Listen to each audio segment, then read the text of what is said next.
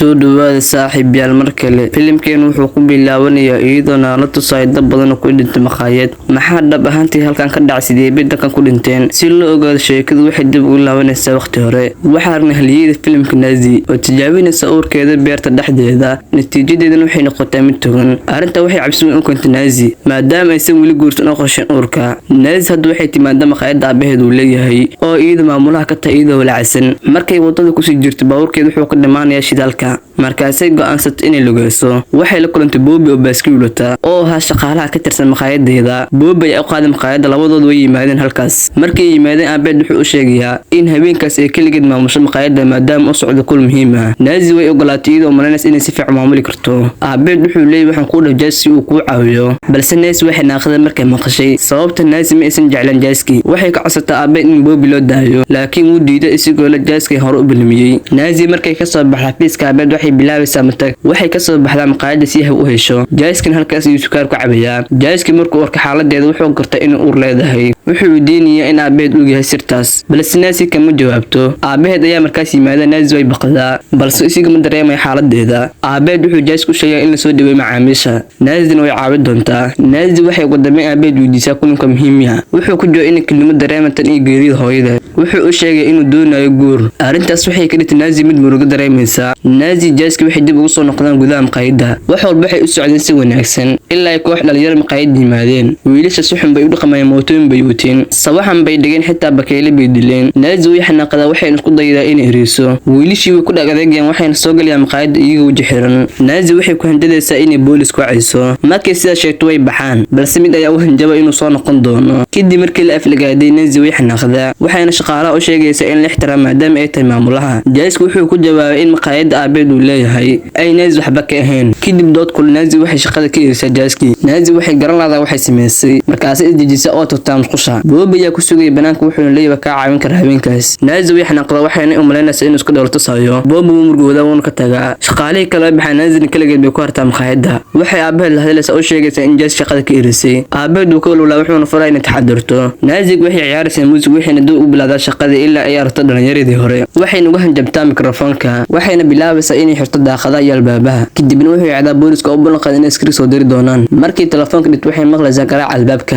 waxayna isku qarsaa kontaroolka hoostiisa markuu garaac istaago waxay dareemaysaa nasasho laakiin haddana waxaa yimid garaac kale markaasi aragtay askari booliska banaanka taagan wayna furtay albaabka laakiin marka laga rabo Nazi boolisku qof kale meesha muusan ka helin qofna laguma arko gudaha banaanka maqaayada kadib markuu hooy meesha wuxuu booliskii kale u sheegay inuu halis ku jirin wuxuu leeyahay waxa laga yaabaa in tamal abaal gabadheed si cabsidan ugu baxdan wuxuu la joogayaa wax yar markaasuu Nazi weydiinayay inuu sameeyo kafee wuuna fadhiistaa indiis iyo sidoo eegay Nazi ayaa okay walaac booliska markaas Nazi u sheegay in la tagto saldhiga wuxuu leeyahay dambiyada kooxdan way batay in la dacweeyo wuxuu bilaabay inuu si xoog u jiido si uu la tagto silmi filan wiilashii kooxdaas ayaa gadaal ka soo weeraray wayna dileen booliskii Nazi aad bay u baqday markay aragtay say nafteedu badbaadis waxay isku qarsaa garaashka way baqday mana garin cid ay wacdo si uu caawiso laakiin si minaag Bobby ayaa hor imaanaysa uu caawiyo Nazi markay aragtay Bobby waxay la gashay gudaha maqaayada aaminsiinaysa halkaas waxaa sidoo kale soo gal kooxda dhalinyarada ah Nazi waxay firiin u dirtaa saaxiibteedii si caawinaad u keento iyada u timaado koor intaysan wax kala sameyn kooxdii ayaa qabtay Nazi iyo Bobby furiyaasha baabuurkeeda ayaa hor yaalay balse ma qaadin kar gacmaheeda oo xiran darteed nin ayaa afkii gacmaha ka xir Nazi wuxuuna ku xiray qol Nazi waxay ku guuleysteen iska furto gacmaha cabsidina way ku badatay si nafteedu u badbaadiso mid ay qaad waxayna dhabarka ku dhuftay ninkii wiilkii markii uu dhintay markay ka saartay wajiga maaskar Nazi way naxday wiilkaas wuxuu shaqaalaha maqaayada beetay daqiiqado kadib Bobby ayaa qolka yimaad isagoo gacmihiisa xor yihiin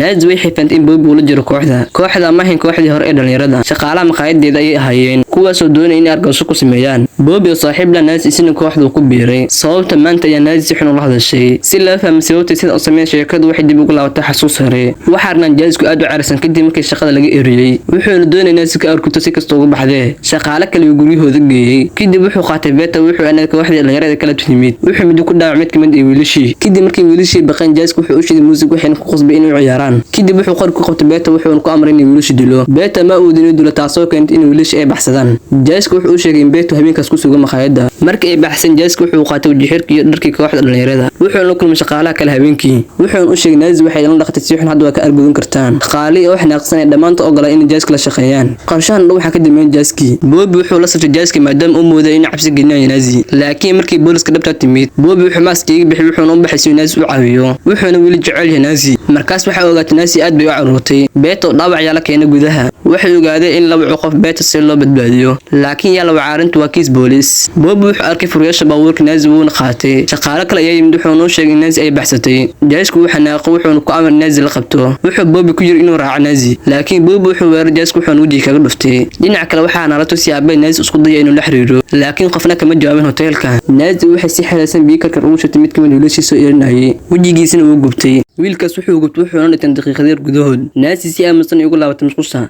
halkaas uu ka artay Bobby oo dhaawaca si ay u caawiso waxay bilowday inay hoosta miis ku dhunto si ay ugu tagto isla waqtigaas saaxiibteedii ayaa timid maqaayadda. Bobby isigoo hoosta miiska joogo wuxuu rabay inuu Nazi siiyo furaha baabuurka si ay isugu badbaadiso. Saaxiibteedii markay aragtay wax socda way argagaxday wayna cartay si ay nafteeda u badbaadiso xitaa ma aysan wicin booliska. Nazi waxay heshay furayaasha baabuurkeeda fursad ay heshay waxayna u baxsatay albaabka hore ee maqaayadda iyadoo iska ilaalinaysa Jaaski. Laakiin Jaaski ayaa dhabarka qabtay iyadoo ordaysa wuxuuna timaan ka qabtay wuxuuna dhabarka mideeyay kadibna meydkii wuxuu dib ugu celi gudaha maqaayadda. Jaaski wuxuu umil had inuu qof walba intii isu kilis nool yahay wuxuu iska bedel dharkiisa kadibna si degdeg ugu wacay booliska. Wuxuu doonay iska dhigay inuu arko hadda wixii dhacay isla markaasna uu ku lug lahayn. Wuxuu qaatay koon in magaalada ka tago noloshiisa cusub meel kale ka bilaabo laakiin ma uusan ogeyn in sheekadu leedahay qodax lama filaan ah. Naazina wili way nooleed iyada geesnimada waxay ka bixisay midida caloosheeda waxayna isku jiiday Bobby oo meyd ah. Markii aragtay meydka Bobby oo idu si xanuun leh sababta Bobby kaliya yahay qofka hadii jeer daryeela qalbigeeda waxa ka oolay hanqalka argoosiga. Waxay is urursatay waxay fiiristay baabuurkeeda iyadoo dhaawac waxay tagtay guri Jaaski waxayna garaacday albaabka.